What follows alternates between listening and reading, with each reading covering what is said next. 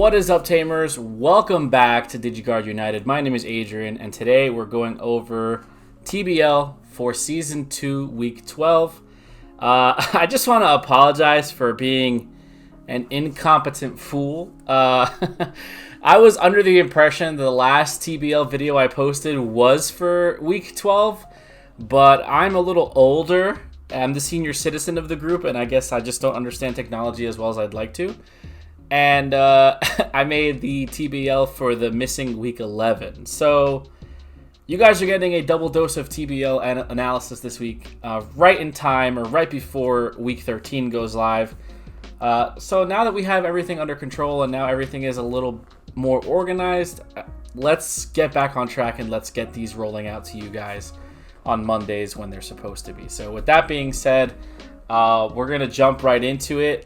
We had 13 players in Week 12, and you can see the variety here of decks that were played, all the way down from Armor Rush, D-Brigade, Black X Antibody, which is interesting.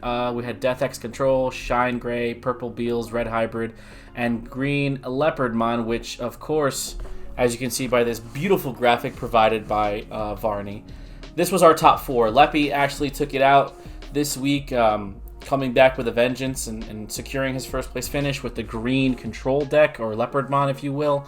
Red Hybrid finished second, Purple Beelzemon third, and Shine Greymon rounding off our top four. So some of these decks I'm already familiar with. The Leopardmon deck we will have to go in depth, but that's the last one we're going to touch on today, and we do have a little bit of an edit that we have to make there because apparently there was an issue or an error with the reported deck list on on Limitless for registration, but we'll cross that bridge when we get to it. So let's go ahead and look to see what we got cooking for Week 12. So our fourth place finish, which was a Shine Gray. Now this is a pretty standard Shine Greymon list.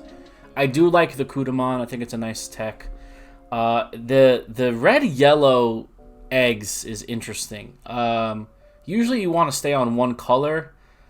I feel like if you're playing two different color eggs, you might kind of screw up what you have available as far as sources is concerned to activate your specific cards. So I don't know why you wouldn't just keep... I don't think 5 eggs is necessary if you're not playing like an Ukamon or a Turbo-style deck. I don't see any of that in here, so I think you can just stick to the 4 eggs. But again, to each their own is player preference. I'm more of a 4-egg guy, unless I'm playing like a turbo deck where I know I'm going to go through my eggs a lot. Then I would bump it up to 5 eggs. But you can't argue with the top 4 finish. Shine Greymon is one of those decks to me that is just very good, but it's not good when I play it. So every time I've played a Shine Greymon deck, I've just bricked beyond belief. I never get the pieces that I need. But the cards are good. I guess I'm just not a red player. I chalk that up more to not being a red player than a yellow player, but that's a discussion for another day. But this is pretty much what we got. We got the 5 Koromon eggs, 4 yellow, 1 red. I prefer playing a red base Shine Greymon. Maybe that's why I don't do well when I play these decks, but the -1 DP on the yellow egg is really good. I do like just drawing cards, so who doesn't like drawing cards, right? It's a TCG. So the red Koromon does allow you to have that on an inheritable when you check something out of security. It does get you that draw 1. As far as Tamers is concerned, 7 Marcuses. You have your punching Marcus. You have your memory tamer Marcus. That's just pretty standard. 4 physical training. Standard. 2 Crimson Blaze, best red removal card in the game right now, in my opinion. And then we go down to our rookies: Agumon, Kudamon. Now, I'm more of a consistency kind of guy. I understand the value of Kudamon being able to snatch a vaccine Digimon as well as your tamer. I totally get that, but now your Digivolution costs are going to be a little more expensive. So your Agumons, your Greymons, instead of Digivolving for 2, are going to Digivolve for 3. Sometimes that might not be enough to keep turn and do something effective with it. That's just going to kind of get you on the cusp of 0 memory if you have a memory tamer. So for me personally, I prefer the consistency over the search. But again, this person made the top 4, so I can't really argue with that. Searcher Agumon. Is this the conversion Agumon? Yeah, this is the one that turns your Tamers into a battle card. once per main phase. That's really good. It's like hybrid for game, kind of. Geo Gray. Yeah, I mean, you kind of don't really have too many options when it comes to Geo Grays unless you're going to play the old Geo Gray that checks out of security, or the really old yellow one from, I think, like BT3. But these are pretty much standard. Obviously, this was limited to 1 for a reason. It's a very strong card. I like this Greymon. I like being able to draw 1 when your Tamer gets suspended. And this guy's not terrible. On Digivolution, if you don't control a Marcus, you get to play 1 for free. That's nice. Could turbo out your Tamers that way. Rise Grays. We have 8 in total. 2 regular and 2 X antibody. I think that's fine. This Rise Gray is the one that allows you to play a Tamer on Digivolution and also gives you security attack +1 if you have 3 Tamers. That's fair. I do like the other one with, I think it's BT12. I think it's BT12 Rise Gray that has the inheritable that when your Marcus dies, it goes back into security. It's the same as this Rise, but I just like having that effect. Also, when he digivolves, you get, if you have a Tamer, you reduce by 1. So you gain a memory back. That's also really good. And then, of course, X Antibody is just a really good card. Can get pretty big, kind of scary if you have enough Tamers on the board. This is pretty standard. You have your Shine Gray, your Shine Grays here. I really do like this Mega. Especially if you have a lot of Tamers out, you can suspend them for his effect. It's really nice. But you probably just want to lean into this heavy because it's what turns everything on. No burst mode is really interesting. I understand Ruin Mode is a really, really good card, but I feel like Burst Mode just facilitates your win button. I feel like Shine Gray Ruin Mode is more of a, I can't win this turn, let me do something that's going to kind of stall my opponent out a little bit. So I don't see Burst Mode in here, which is interesting. But again, top 4, so I guess you really can't argue. Marcus, as we talked about. So yeah, this is a pretty solid list. Congrats for getting top 4. On to our 3rd place, Beelzemon, our resident purple savage. This is a pretty standard Beelzemon list. You're playing the, this looks like the stack version. Yeah, this is slightly a stacked version Beelzemon. Obviously, you still have the warp one here, which is going to allow you to warp in your Megas and then go into your X antibodies and your blast modes. Beelzemon's a very interesting deck because you can kind of cheat a little bit with it. You don't really need to rely on building a stack because you have the warp abilities as long as you have that threshold in trash. But these cards are just all really good. I mean, Wizardmon X are really good. Just gives you more targets for Digivolution up to a line. The Balmons are really good. It allows you to add your X antibody back. Oh, no, that's not that Balmon. Never mind. These are the mill on Digivolution when mill, I think when attacking mill. Yeah, I mean, Beelzemon's good. If you like milling, if you're a Yu-Gi-Oh player and you like playing Lightsworn, this is probably the equivalent to that. Deathslinger's broken, Rival's Barrage is broken. 2 7th clusters is interesting. Yeah, I mean, I guess if you want to get it off twice per game, that's totally fine. And then Yaman, of course, giving you that extra facilitation there. This is standard. This is a really good Impmon list, or Beelzemon list. Yeah, I prefer this type of build. I don't really like focusing too much on like the Beelstar stuff, giving your Impmons a rush. I like this type of style here. Ayamako's really good. Yeah, this is pretty solid. I like this a lot. Yeah, okay, solid. Not too much to really talk about here. This is just a mill deck. You get your effects when you mill your cards. And you just win with Beelzemon when he gets out. Multiple checks, unsuspension, gain memory, control the board. Yeah, it's pretty standard. On to our 2nd place finisher. We have Red Hybrid. I'm going to keep this short and sweet. Red Hybrid equals good deck. I mean, at this point, we've seen it time and time again. You're playing a more low to the ground strategy, so it's faster. Very low cost options. Gravity Crush is broken. Yeah, that neg of giving your opponent 3 memory or 2 memory, whatever it is not that terrible because you're going to play Gravity Crush on your win turn. What is this? Is this Meteor Wing? That's interesting. Nice tech. Okay, 1 of Meteor Wing. A Garudamon Ace is nice. I know I've talked about this before. I prefer Mega Aces as opposed to Ultimate Aces, but I'm okay with a 1 of Ultimate Ace because it's like cheating up. It's like cheating up into your Mega without having to worry about like what you're doing on your turn. So like you can go ahead and do all your Red Hybrid shenanigans, But if for some reason you end with a board that's just a champion, you can go ahead and blast Evo into this, and then next turn you have your Mega. You don't have to worry about climbing the ladder like proactively on your turn. You can climb it reactively on your opponents, which I think is what's a nice bridge for Ace ultimates. But at the end of the day, I prefer the Mega ultimates. I just feel like it's a better payoff, and they're not as glass cannon type. Blitz Omni for game, really good. Alderman is just a great card.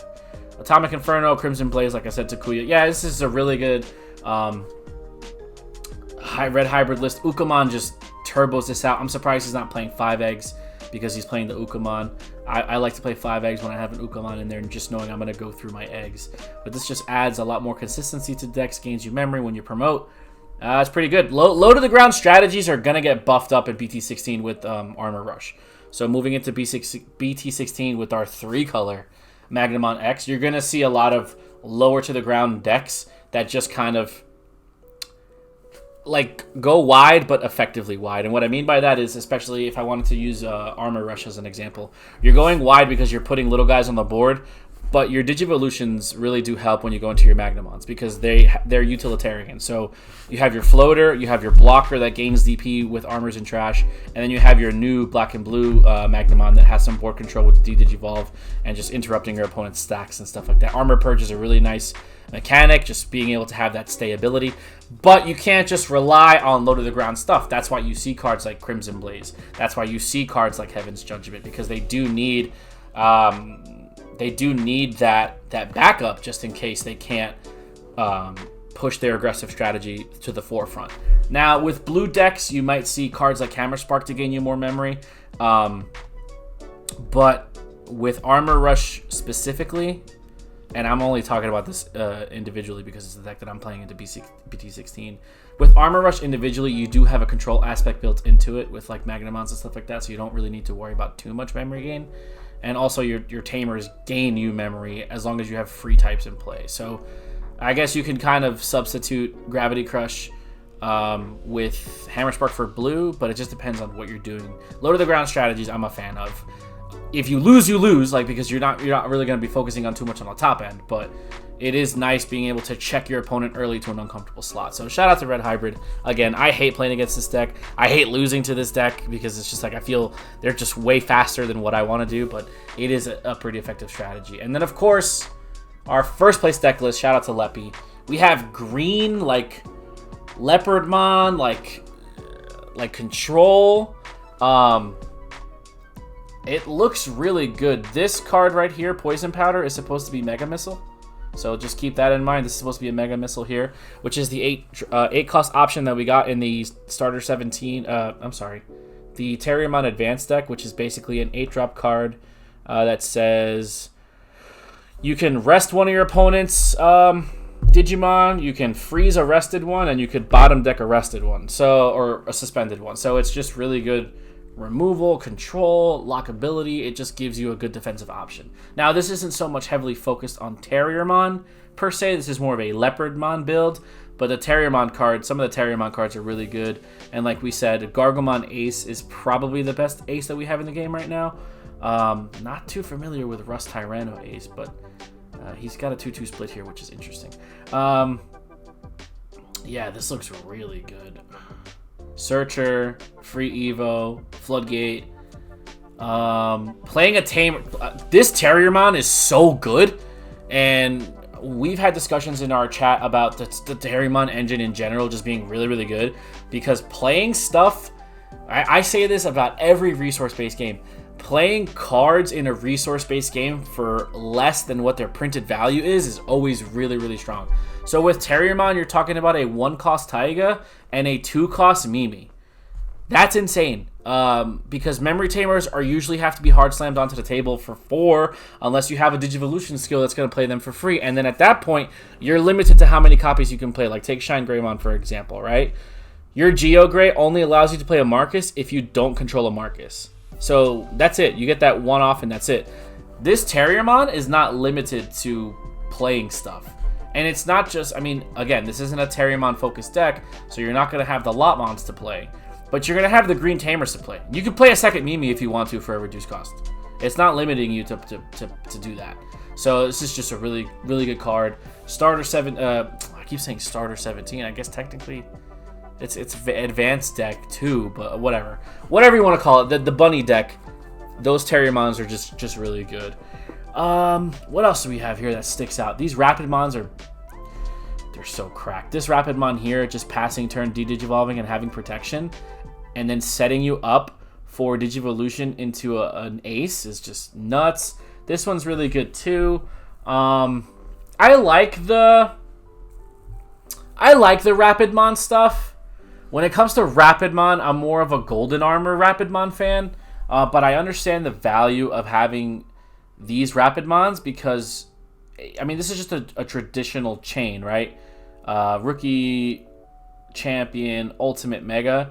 If you're playing like the Golden Rapid stuff, you can cheat from Champion to Mega because it is a Rapidmon. You will have to pay a higher cost, but it is what it is. It's just a really good card here. This Tyrannomon is busted. It's such a good card. It's so good. And then Leopardmon. Like, Leopardmon shenanigans are so annoying. I hate... it's just so frustrating because they build a board and they do it so well. Just being able to spam stuff out for a reduced cost is nuts. I mean, you're talking about you can drop 7 cost cards for 3. Like, it's wild. So shout out to Leppy for constructing this madness here. Congrats to him for finishing first place. But this deck looks solid, man. Obviously, this is Mega Missile, but you got your boosts, you got your mental, you have your trainings, and you have your Protoform. Obviously, Protoform is going to be great for going into Leopard X for free. I like Protoform. Again, we've talked about this before. You're not focusing so much on X Digivolution. You just need that one tuck to get you protection, to get you up into your X Mega for reduced cost, which is really nice. Yeah, I don't really have much more to say about this. This looks like a really solid green deck. I'm not much of a green player, but this is something that I would definitely try out because it looks like it's a lot of fun. So that was our top 4 for Season 2, Week 12. I'm hoping you guys are enjoying this series. I really do like making them. I really do like seeing the decks that people are playing, reacting to stuff that I'm not familiar with, and then, of course, analyzing stuff that I am familiar with. So let me know in the comments down below if there's anything you guys want to see particularly from a series like this. I think we're going to hit our stride real soon. We have all of our technicalities worked out. All the hardware and everything is going smooth. So I'm looking forward to pumping these out for you guys on a more consistent basis. But with that being said, we're going to get on out of here. I hope you enjoy the content, and we will see you guys in the next video.